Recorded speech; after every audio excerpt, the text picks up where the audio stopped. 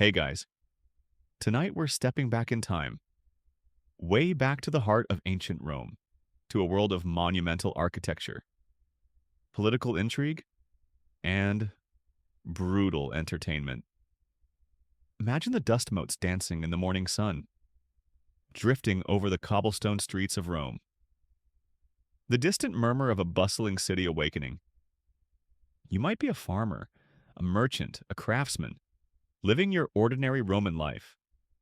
But for some, life took a very different turn. A turn towards a destiny forged in blood and sand. We're talking about gladiators, those legendary figures of strength and spectacle. But forget the romanticized Hollywood versions, because the truth about what it sucked to be a Roman gladiator, and how you got there, is far grimmer. Seriously, you probably wouldn't have survived it. So, before you get comfortable, take a moment to like the video and subscribe, but only if you genuinely enjoy what I do here. And if you're listening in, let me know your location and what time it is for you right now in the comments. Now, dim the lights. Maybe turn on a fan for that soft background hum. And let's ease into tonight's journey together. So, how did one end up in the arena?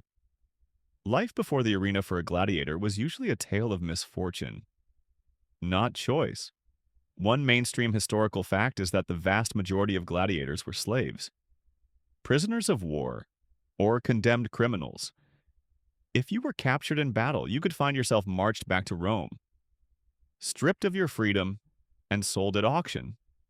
A particularly strong or fierce-looking individual might fetch a good price from a lanista, a gladiator school owner, always on the lookout for new talent. Imagine being torn from your home, speaking a foreign tongue, and suddenly finding yourself branded property, destined for a life of violence. It was a career path with a very low success rate. Unless your definition of success involved dying spectacularly.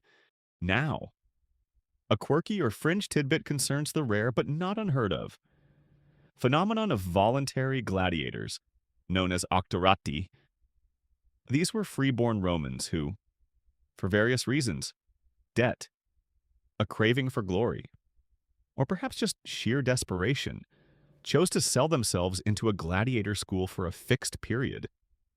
They would sign a contract, binding them to the lanista and to the bloody oath of a gladiator, essentially sacrificing their legal freedom for a chance at fame or fortune.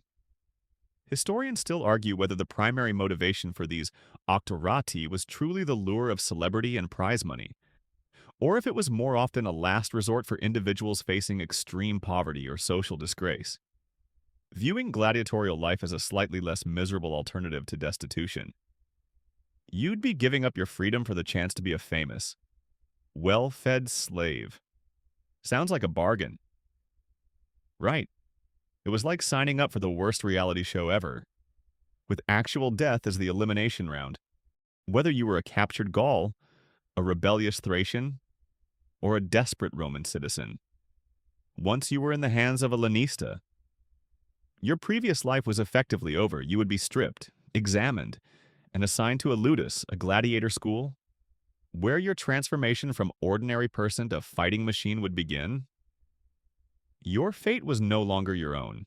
It was in the hands of your owner. The fickle crowds, and the sharp edge of another man's sword. The arena beckoned, a place of both terrifying violence and fleeting, brutal glory, and you, whether by force or by a desperate choice. Were on your way to becoming a part of its grim, captivating spectacle. Once you were acquired by a lanista, your new home became the Ludus Gladiator School. This wasn't some Ivy League university for combat. It was a harsh, unforgiving institution designed to break you down and rebuild you into a disciplined, effective fighting machine. You would find yourself thrust into a brutal new reality, far removed from any life you had known before. One mainstream historical fact is that gladiator schools were highly structured and disciplined environments, more akin to military barracks or prisons than training facilities. Each ludus, plural ludi, had its own strict hierarchy, led by the lanista, who was often a former gladiator himself. You would be housed in cramped, communal cells, sleeping on bare wooden bunks, surrounded by dozens, if not hundreds, of other recruits. Privacy was non-existent. Comfort was a distant memory, and your every moment would be regimented. From the pre-dawn wake-up to the evening meal, this constant, unyielding discipline was essential to forging soldiers out of disparate individuals, transforming fear into obedience. It was less like a school and more like a very aggressive boot camp, where failing meant a very painful dismissal. Now, a quirky or fringe tidbit concerns the often overlooked fact that some ludi had their own attached medical facilities or at least a rudimentary infirmary. While medical knowledge was limited, the lanista had a vested interest in keeping his assets healthy enough to fight. Injured gladiators, even if they couldn't fight for a while, represented a significant financial investment. Therefore, basic care for wounds and illnesses was provided, as well as a specialized diet.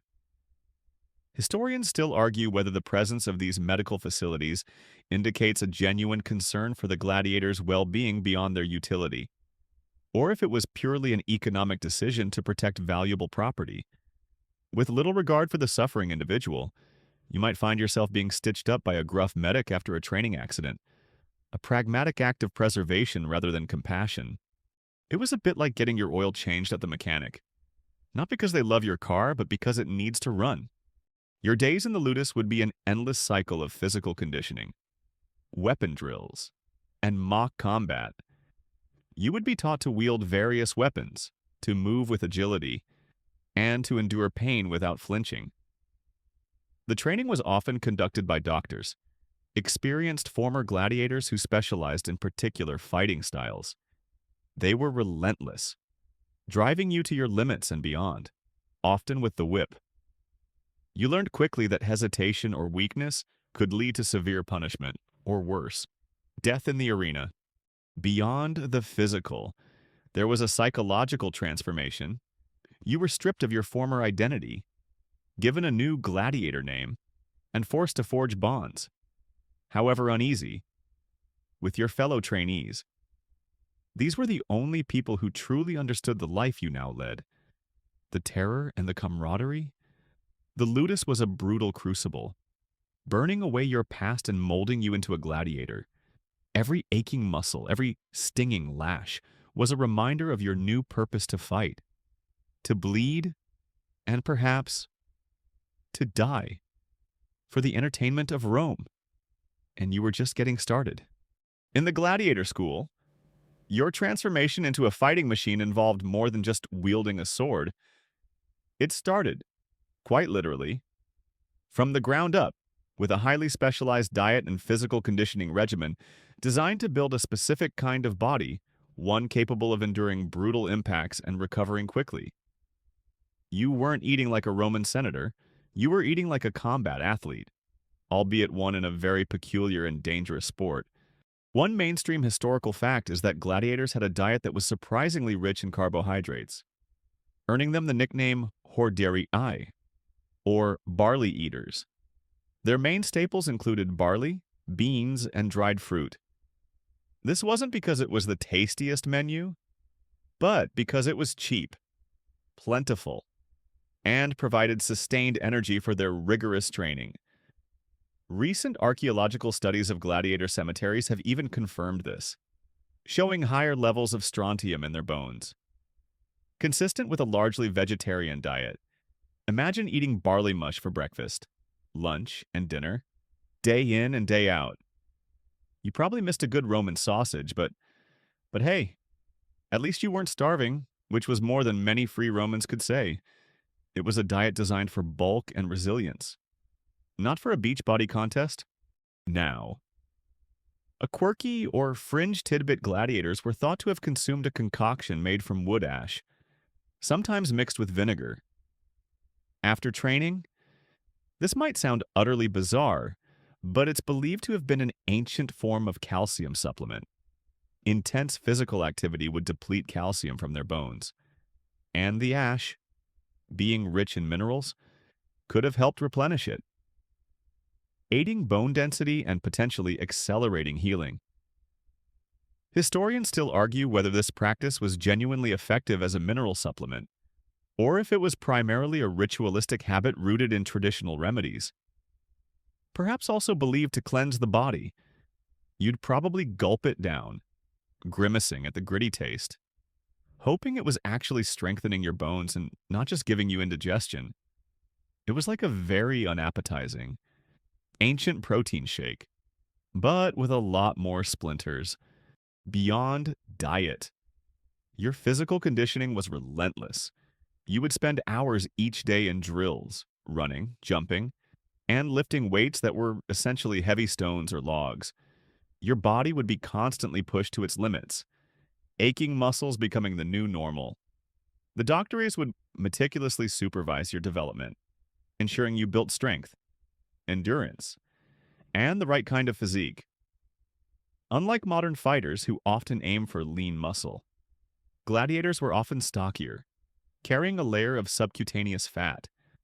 This padding was believed to offer some protection against shallow cuts and blows, allowing them to endure more punishment and extend the spectacle, which was, after all, the Lanista's primary goal.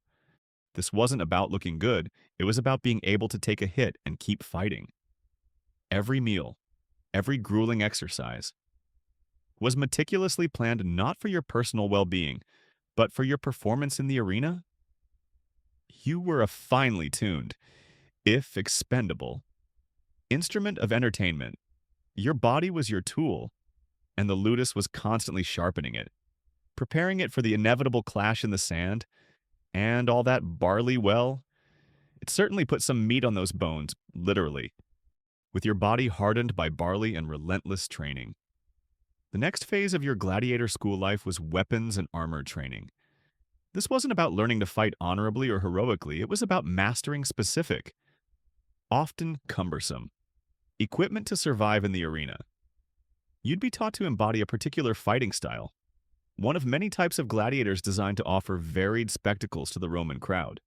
One mainstream historical fact is that gladiators were highly specialized, each type employing unique weapons, armor, and combat techniques. You wouldn't just grab any sword, you'd be assigned a specific gladiator type based on your physique, strength, and perhaps even your temperament. For instance, a Myrmillo often fought with a large rectangular shield scutum, a short sword gladius, and a distinctive helmet with a broad brim and a fish crest. A Thrax Thracian carried a small square shield primula and a curved sword sica, along with greaves on both legs. Then there was the Retiarius, who was lightly armored, often wearing just a shoulder guard, fighting with a net rete and a trident facina. Imagine trying to master a fishing net as a lethal weapon. All while avoiding a sword, it was less about brute force and more about intricate, deadly choreography. Now, a quirky or fringe tidbit concerns the unusual training methods for fighting specific gladiator types, because combat was often between different types. Gladiators would train against wooden posts or against trainers wearing the specific armor of their designated opponents. But some sources suggest that new recruits might have been forced to train using wooden, blunt weapons that were twice as heavy as their actual arena counterparts. The idea was that if you could master fighting with an impossibly heavy wooden sword, the real, lighter steel version would feel effortless. Historians still argue whether this overload training was a common and effective practice, or if it was a harsh, perhaps even brutal, method used primarily to break the spirits of new recruits and instill absolute obedience. You'd swing that heavy wooden sword until your arms felt like lead, knowing that every agonizing repetition brought you closer to a slightly easier, but still deadly, fight. It was like practicing golf with a lead club. Only if your golf game decided whether you lived or died. Your training would be constant. You'd learn not just how to wield your weapon, but how to move with it, how to protect your vulnerable points, and how to exploit your opponent's weaknesses. The doctors would drill you relentlessly, correcting every misstep with a sharp word or a painful crack of a whip.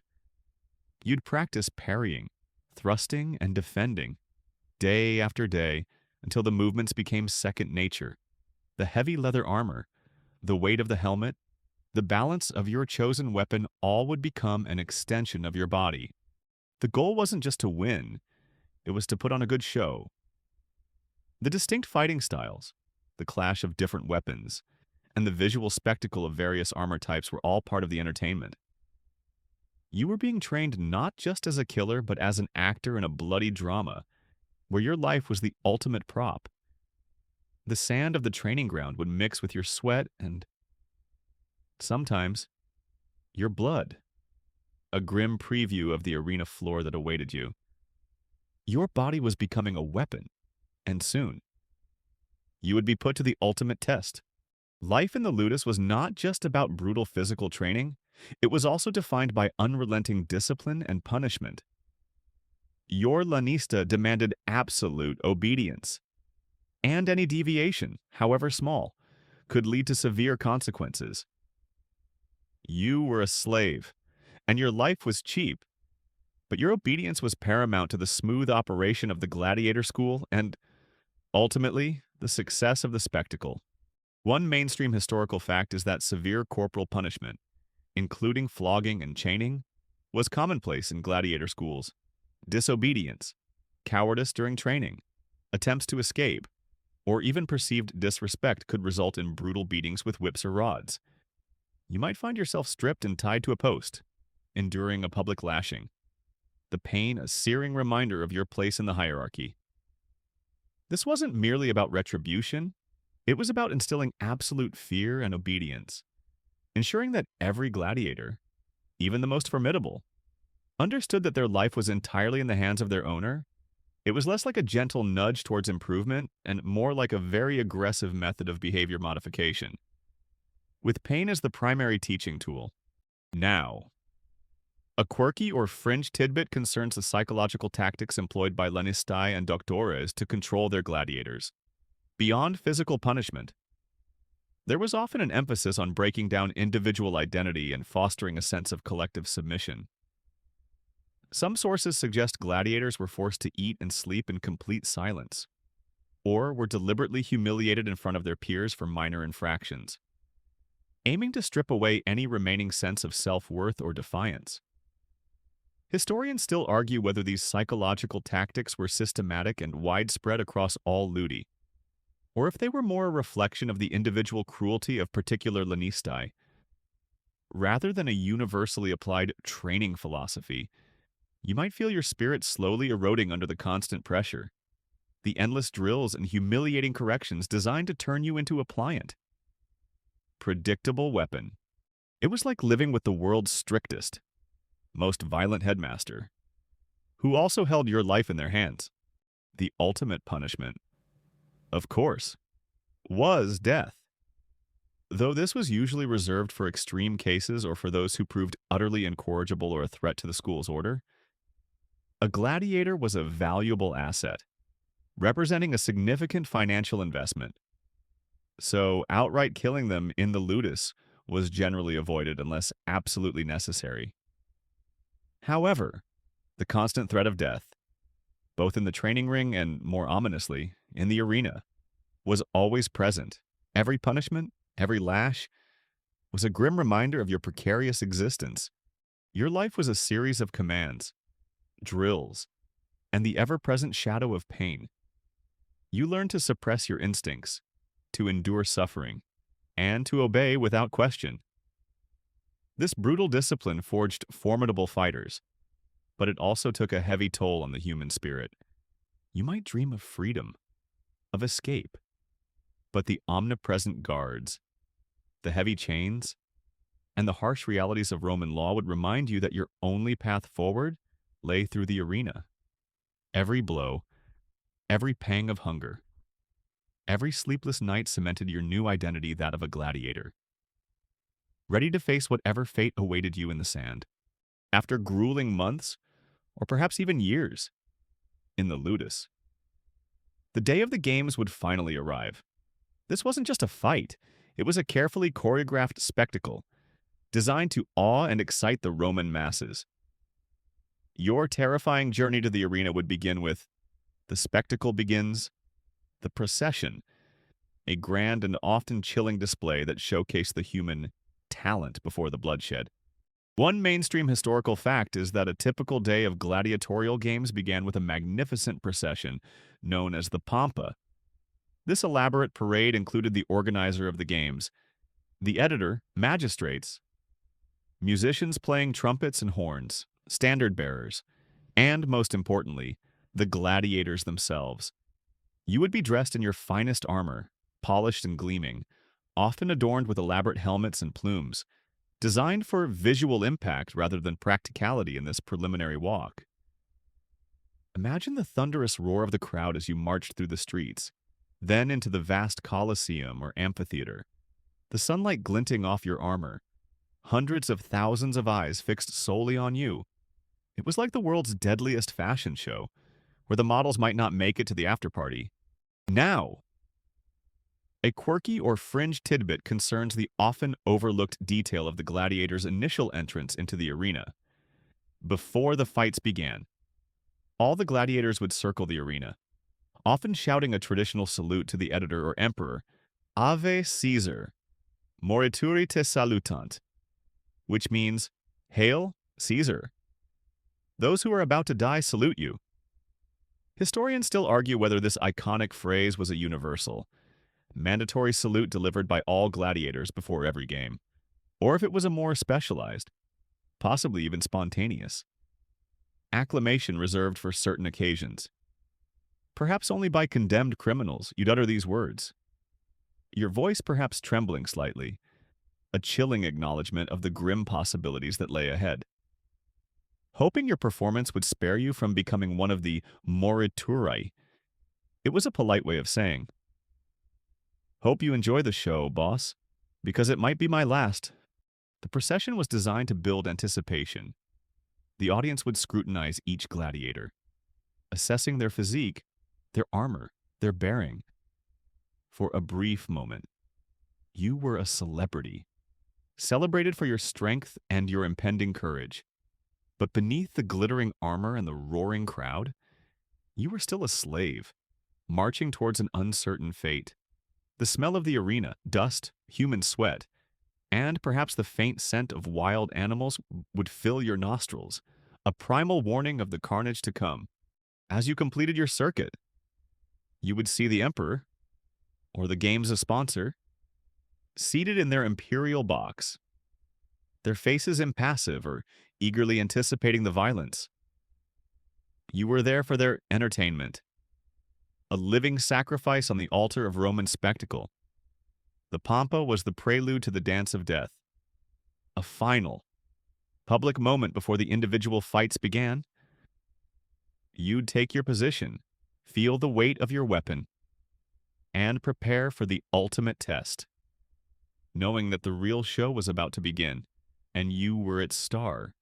As the grand procession ended, and you stood ready on the sand, a visceral force would wash over you. The roar of the crowd. This wasn't just noise, it was the voice of Rome, a collective beast with 1,000 moods, holding your life in its fickle, thunderous embrace. You were performing for them, and their approval, or disapproval, could literally be the difference between life and death. One mainstream historical fact is that Roman amphitheaters, like the Colosseum, were engineering marvels designed to hold massive crowds, creating an overwhelming acoustic experience. The roar of 50,000 or even 80,000 spectators was deafening, a cacophony of shouts, cheers, boos, and jeers that echoed off the stone walls. Imagine stepping into that vast bowl, the sunlight blinding, the noise hitting you like a physical wave. You couldn't ignore it. It was the constant soundtrack to your brutal performance, urging you on, demanding blood, demanding spectacle. It was like playing a very high-stakes game of rock, paper, scissors, where the entire city was screaming out their preferred outcome. Now, a quirky or fringe tidbit about the crowd's behavior beyond the general roar. Roman audiences had very specific ways of expressing their desires, often using complex hand gestures. The famous thumbs up or thumbs down, or rather, Thumb-turned or thumb-hidden signals to spare or kill a defeated gladiator are widely known. But other gestures were also used to demand a better fight, to call for more aggression, or even to express disinterest. Historians still argue whether the crowd's signals were always clear and universally understood, or if there was room for ambiguity and interpretation by the editor or emperor, allowing them to sometimes override popular sentiment. You'd constantly scan the stands, looking for these subtle cues, trying to gauge the mood of the mob, knowing that a dull fight might spell your doom, regardless of your skill. It was less about fighting for your life and more about fighting for the crowd's fickle approval. Like a very aggressive talent show judged by a bloodthirsty jury, the crowd was a complex entity. It could be wildly enthusiastic, showering a favored gladiator with cheers and flowers. It could be merciless, demanding the death of a defeated fighter. Its mood could shift on a whim, influenced by the heat of the day, the quality of the previous fights, or simply the charisma of the fighters. You, as a gladiator, had to be acutely aware of this. A stylish move, a dramatic fall, a courageous recovery, these could sway the crowd, turning them into your advocates. A perceived act of cowardice, a clumsy mistake, or a dull fight could turn them against you, sealing your fate. The noise would be constant, the clatter of armor, the clash of steel, the screams of fallen men, all drowned out by the thunderous shouts of the masses. You were performing for them, not just for your lanista or the emperor. Your life depended on your ability to entertain, to provide the thrills and spills they craved. The roar of the crowd was both a terrifying judgment and a potential lifeline, a powerful, unpredictable force that determined whether you left the arena alive, or as another anonymous corpse dragged from the sand. And the fight, the real fight, was just about to begin. The roar of the crowd was now a white-hot pressure. Pushing you forward as the real reason you were here, unfolded combat. The fight for life. This wasn't a sparring session in the ludus. This was a brutal, no-holds-barred clash where your training, your strength, and your sheer will to survive were put to the ultimate test in the unforgiving sand of the arena. One mainstream historical fact is that gladiator fights were typically single combats between two specialized gladiators. Though group fights and duels involving multiple opponents did occur, the pairings were carefully chosen to create interesting matchups, often pitting gladiators with contrasting armor and weaponry against each other. Like the heavily armed Myrmillo versus the nimble Thraex, you would face an opponent who is equally trained, equally desperate, and equally committed to ending your life. There were no timeouts, no rounds, just a continuous struggle until one fighter yielded, was killed, or a stance misses, a rare outcome where both fighters were spared due to a particularly brave or evenly matched fight was declared. It was less like a sport and more like a deadly dance, where the choreography was improvised on the fly, with fatal consequences for a misstep. Now, a quirky or fringe tidbit concerns the presence of highly trained referees, known as summa rudis or secunda rudis, who oversaw the fights.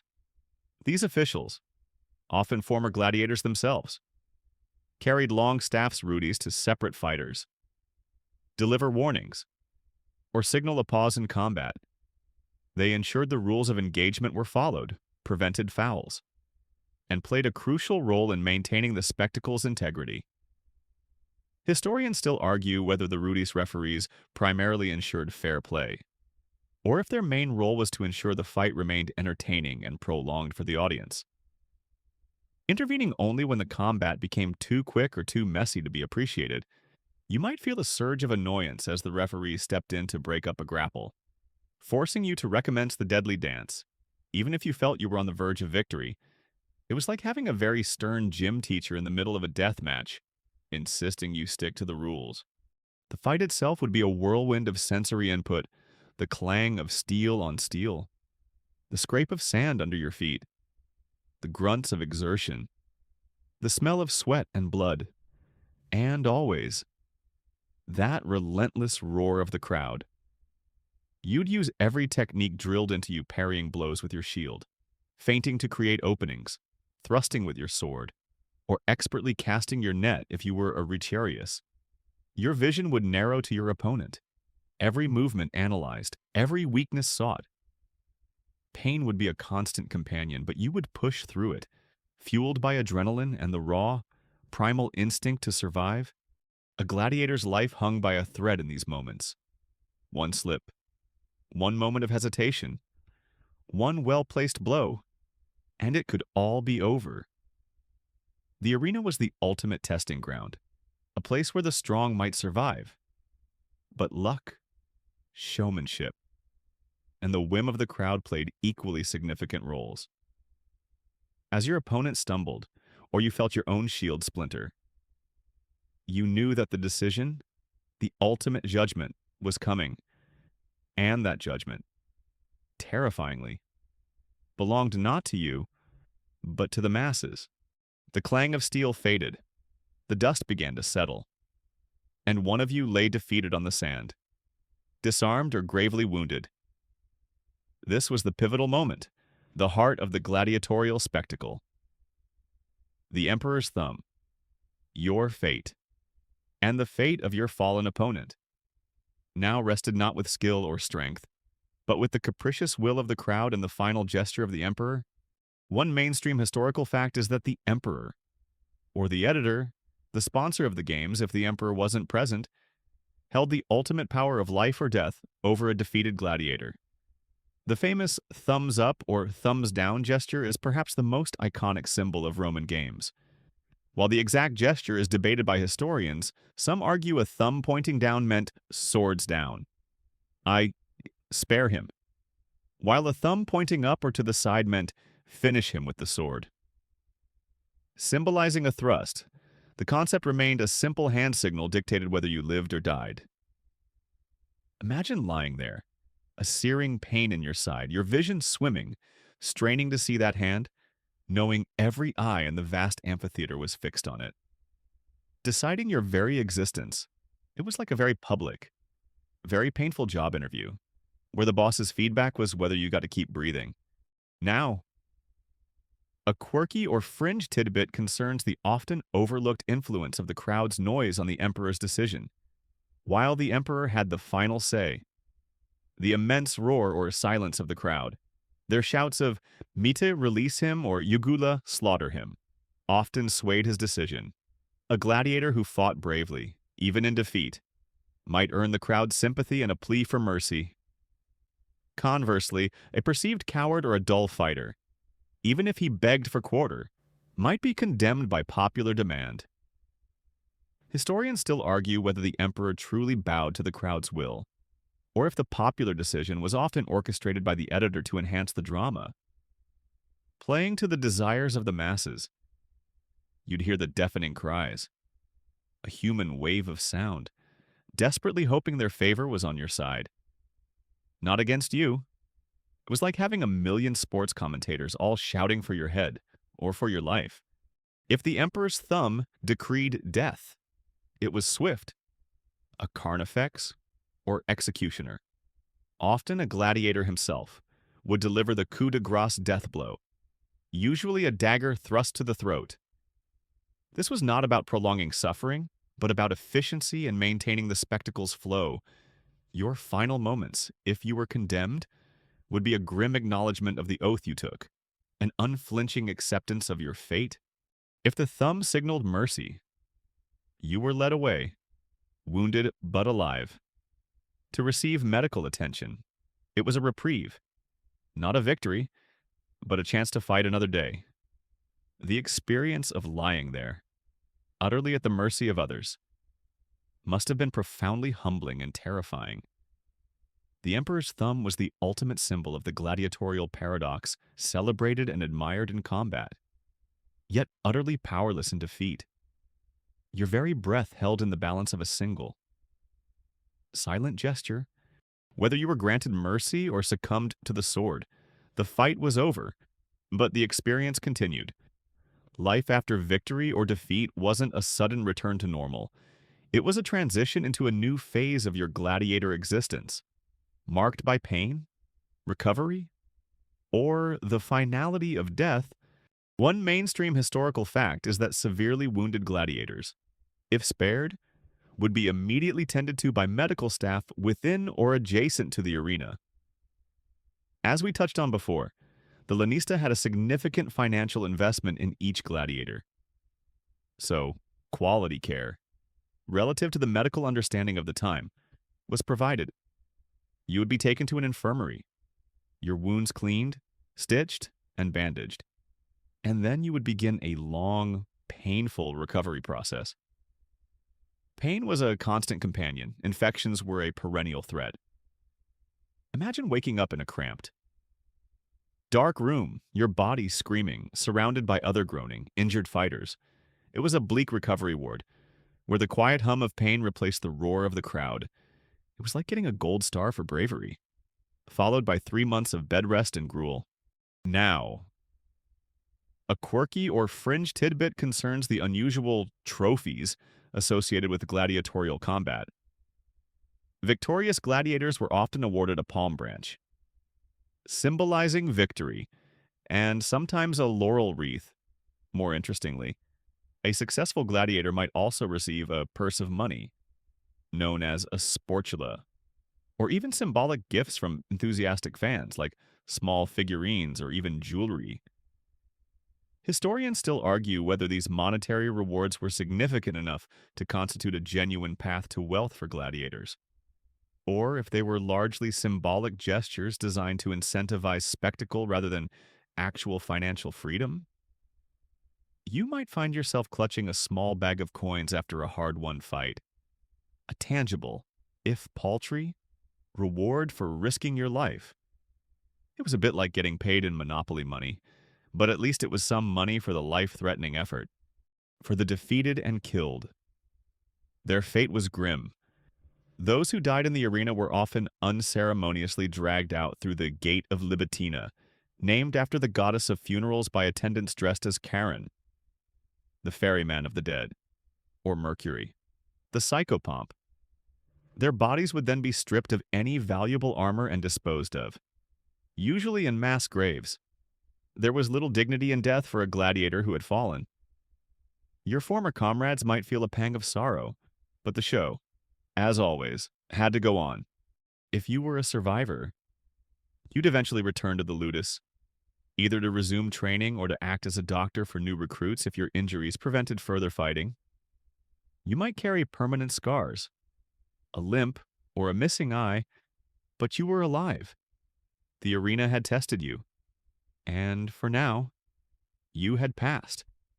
Every victory was a temporary reprieve, every defeat a lesson learned, or a final curtain call. Your life continued, but it was forever framed by the memory of the sand, the steel, and the thunderous roar of the Roman mob. While most gladiators lived and died within the confines of the ludus and the arena, a slim possibility, a distant dream for many, was freedom and retirement rarely. This was the ultimate prize, the escape from the cycle of violence, a chance to reclaim a semblance of a normal life. But it was a path few truly walked. One mainstream historical fact is that gladiators could, in rare circumstances, earn their freedom. This was usually granted in the form of a wooden sword, known as a rudis, presented by the editor or emperor. This was not a regular occurrence, but rather a recognition of exceptional skill, bravery, or a particularly long and distinguished career. Imagine the moment you've just survived another brutal fight, and instead of a palm branch, you're handed this simple wooden blade, symbolizing your release from service. It was a moment of profound, almost unbelievable liberation. The weight of your previous life as property suddenly lifted. It was like finally graduating from the world's most dangerous vocational school. With a diploma that said, "You survived." Now, a quirky or fringe tidbit regarding the symbolism of the rudis, while it clearly meant freedom from fighting. For many, it also signaled a new career path. Many freed gladiators, especially the particularly skilled ones, didn't simply fade into obscurity. Instead, They often became doctors' trainers in the ludi, using their experience to instruct new recruits. Others might become bodyguards, arena officials, or even Lanistae themselves. Historians still argue whether this transition into related roles was a genuine career choice for freed gladiators, or if it reflected the limited options available to men whose lives had been entirely defined by violence, making it difficult to integrate into normal Roman society. You might find yourself back in the ludus, but this time, you held the whip, not the sword. A peculiar kind of full circle moment. It was like finally getting out of military service, only to sign up as a drill sergeant. However, actually achieving freedom was incredibly difficult. The average lifespan of a gladiator was short, and even if you survived, you had to perform consistently and impress the right people. Moreover, the lanista had a vested financial interest in keeping his best fighters. Releasing them meant losing a valuable asset. So, while freedom was theoretically possible, it was far from guaranteed and often came only after years of sustained, brutal combat. Even if you gained your freedom, the transition back to civilian life could be challenging. You would carry the physical scars of your profession, old wounds, disfigurements, chronic pain. The psychological scars would be even deeper. You were trained to kill, to endure, to perform. Integrating back into a society that simultaneously glorified and looked down upon your former profession would not be easy. Retirement wasn't always a peaceful life in the countryside. It might mean a quieter, but still challenging, existence, forever marked by the sand of the arena and the memory of the cheers and screams. But still, the Rudis represented hope, a glimpse of a future where your life was, finally, your own. Whether you were still fighting or had miraculously earned your Rudis, your status as a gladiator placed you in a unique and often contradictory position within Roman society. You existed in a strange duality, simultaneously an object of fascination and disdain. A study in how gladiators and society viewed its bloody entertainers. One mainstream historical fact is that gladiators occupied a paradoxical social status. On one hand, they were immensely popular figures, celebrated for their bravery, strength, and skill. Successful gladiators became celebrities, their names etched into graffiti on walls, their images adorning lamps and mosaics. Women, both highborn and low, were reportedly infatuated with them, seeing them as symbols of raw masculinity and courage. Imagine walking through the streets of Rome, even as a slave, and being recognized, perhaps cheered, by passers-by. It was like being a modern-day rock star, but with a significantly higher chance of being disemboweled. Now, a quirky or fringe tidbit concerns the unusual ways gladiators could advertise themselves. Beyond the official libelli program notices for games, gladiators sometimes had fan clubs or even self-promotion. There's archaeological evidence, for example, of gladiator graffiti where they would boast about their victories or even challenge rivals. This self-promotion sometimes included their venatoria animal hunt skills or specific moves. Historians still argue whether this active self-promotion was a widespread and accepted practice for all gladiators, or if it was mainly done by the most popular fighters, or even by Lanistae trying to boost their brand. You might see a crude drawing of your own victorious bout scrawled on a tavern wall, a strange mix of pride and public exhibition. It was like having your fight highlights go viral, but on a very ancient, very dusty social media platform. Despite this popularity, gladiators were also considered infames, a legal status that stripped them of many rights and placed them at the very bottom of Roman society, alongside actors, prostitutes, and pimps. They couldn't vote, couldn't hold public office, and their testimony in court was often discounted, even if you were a free Roman citizen who chose to become an octoratus. You legally degraded yourself. This reflected the Roman elite's disdain for those who performed publicly for money, especially in a context involving violence and the shedding of blood. This contradictory status meant that while you might be showered with adoration in the arena, outside of it, you were still largely viewed as property, an outcast, someone tainted by your profession. Your life was controlled by your lanista, your destiny dictated by the whims of the crowd and the emperor. You lived in a liminal space, caught between brutal celebrity and legal degradation. It was a strange, precarious existence, where the cheers of the crowd were fleeting. But the chains, literal or metaphorical, were always present. You were both hero and villain, revered and reviled, a walking, breathing paradox in the heart of the Roman Empire. While the image of the Roman gladiator is almost exclusively male in popular culture, the ancient world, in its vast and often surprising complexity, occasionally allowed for the participation of women in the brutal spectacle. So, let's delve into women and gladiatorial games, examining their rare but undeniable presence both as fighters and as significant figures among the spectators. One mainstream historical fact is that there were female gladiators, known as gladiatrices, though extremely rare and usually confined to specific periods and contexts. Evidence from written accounts and archaeological finds confirms their existence. They fought in the arena, dressed and armed like their male counterparts, and were just as capable of inflicting and receiving injury.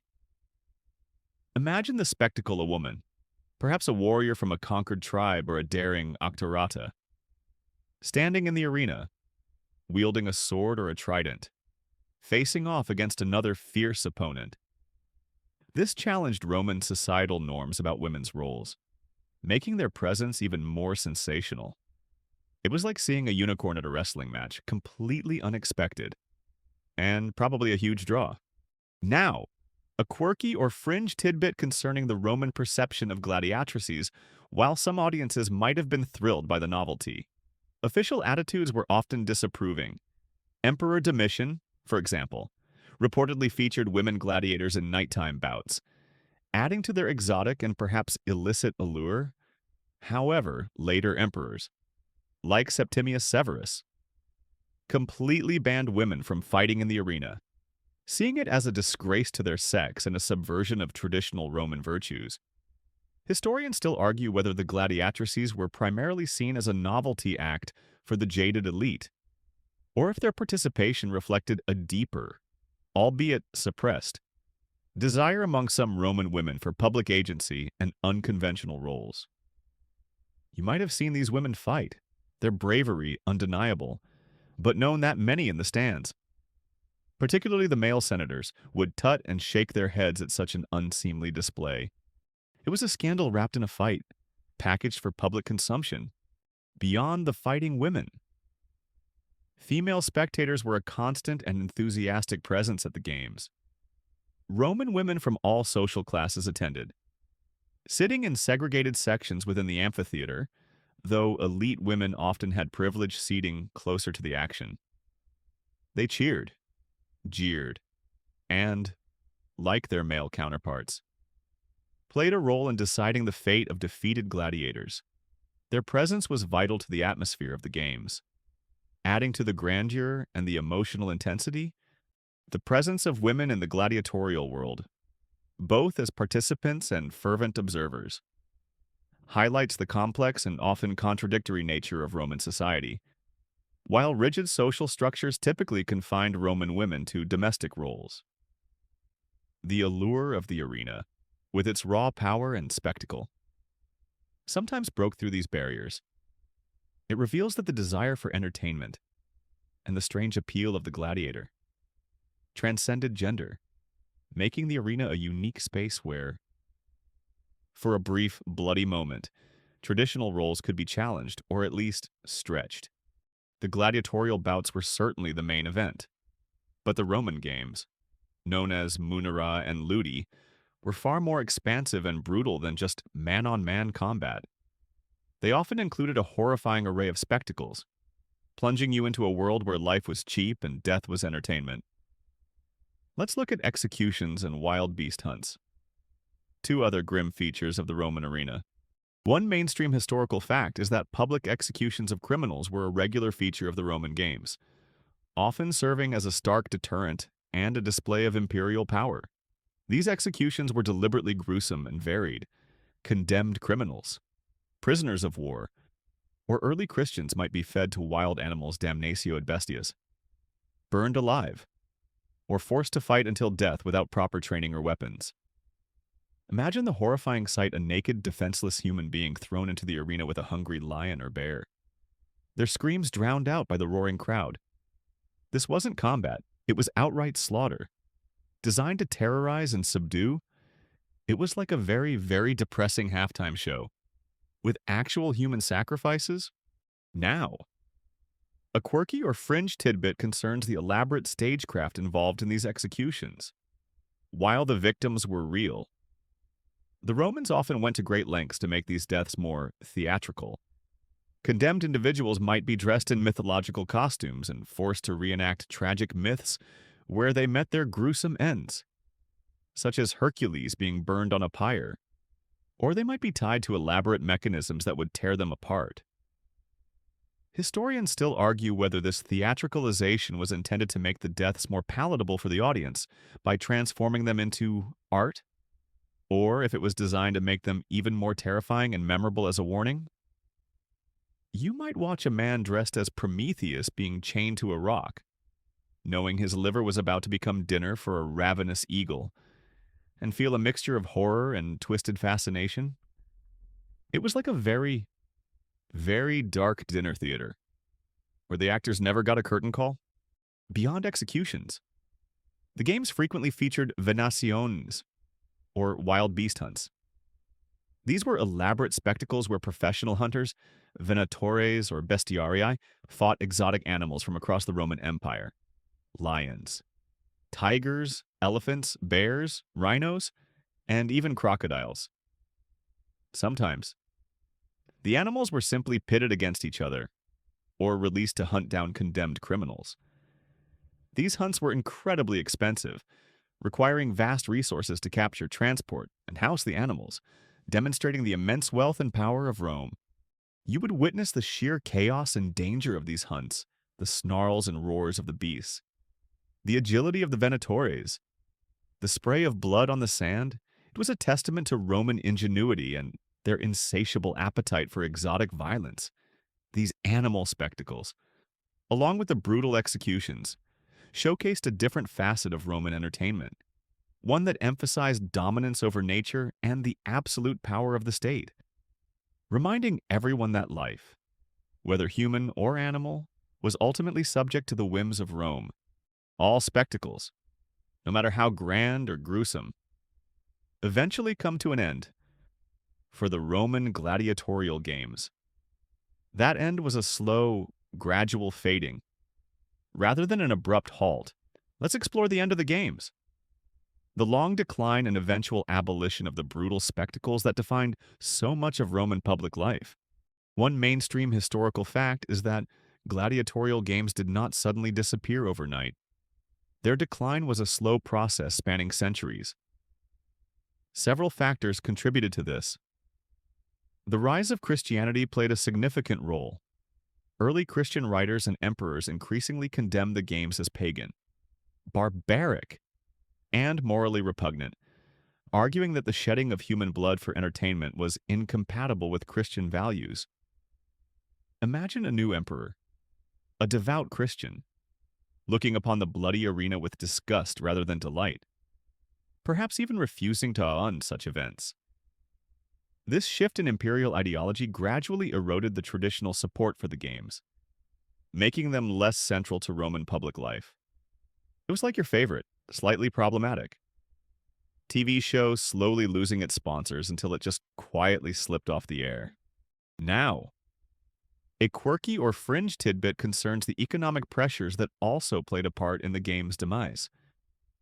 As the Roman Empire faced increasing financial strains, particularly in its later centuries, the enormous cost of staging elaborate games, importing exotic animals, training and maintaining gladiators, repairing amphitheaters became an unsustainable burden. Sponsoring games, once a path to political popularity, became a crippling expense. Historians still argue whether the economic factors were a more significant force in the decline than the moral objections of Christianity, or if it was a confluence of both, each accelerating the other's impact. You might hear whispers that the emperor was cutting back on the games not because he suddenly found Jesus, but because the treasury was simply empty. It was like realizing your extravagant hobby was bankrupting the empire, forcing a rather awkward pivot to, well, anything cheaper. Additionally, changing tastes in entertainment, societal shifts, and the increasing instability of the Western Roman Empire all played a role. As the empire fragmented and its focus shifted to defense and survival, the resources and inclination for such grand, expensive spectacles waned, while forms of public entertainment persisted. The specific practice of gladiatorial combat became less common.